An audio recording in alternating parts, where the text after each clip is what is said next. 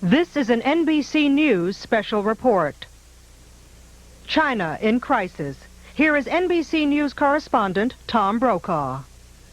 Good afternoon once again, everyone. Well, it is now the middle of the night in China. It is very early on a Tuesday morning in Beijing, and it's fair to say that the capital city is still up for grabs. The army is controlling a portion of it, but the people prevail in many of the neighborhoods. What is going on there at this hour is that the armored divisions from a unit called the 27th Division has taken up a defensive posture in Beijing's Tiananmen Square now.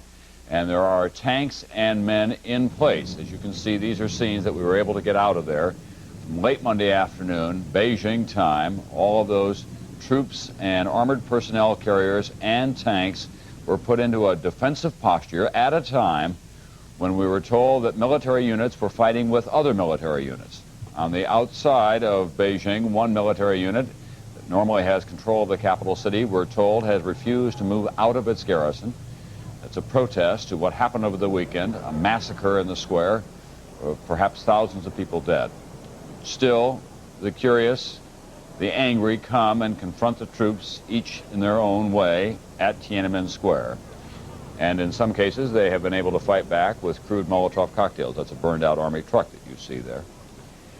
But for now, it appears to be a kind of a standoff. There has been no further violence, so far as we know, although on a massive scale, although continued sporadic shooting does go on.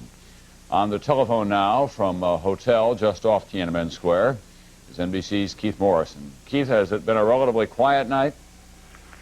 It's been relatively quiet for the last 90 minutes or so, Tom. Earlier on in the night, we heard some artillery fire that seemed to be coming from the western end of the city, and then small arms fire all around the hotel. That has died down now, and there's been nothing. It's been deadly quiet for, as I say, about 90 minutes. Earlier, just outside our hotel, one of the buses, which appeared to have been commandeered and placed in a back alley, burned up, and we heard a few pops as things exploded. It's a suspenseful